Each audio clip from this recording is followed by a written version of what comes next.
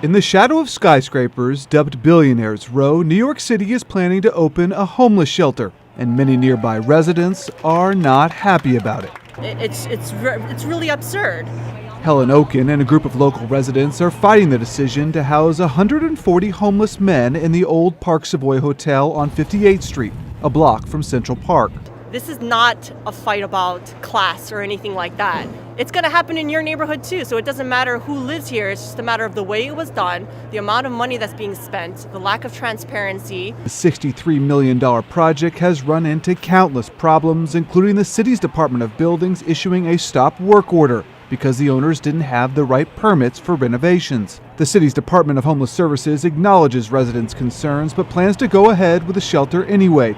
In a statement, the department said, "Every neighborhood across New York City has a part to play in addressing this citywide challenge. We remain committed to open, ongoing engagement with the community, and we're confident through the collaborative support and compassion we will make this the best experience it can be for these individuals as they get back on their feet." Since taking office, Mayor Bill de Blasio has created 10 new shelters while moving some families into affordable housing. Critics argue that's not enough for what the Department of Housing and Urban Development says is the 77,000 homeless people in New York, including thousands who sleep on the streets. While the shelter's opponents are markedly more vocal, the project does have some support.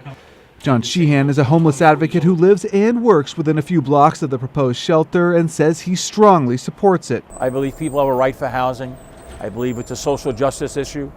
I believe that as a society and as a city, we need to help the people who are that have less than us.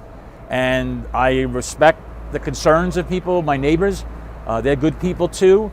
But I don't believe that the shelter is going to have an adverse effect on the community.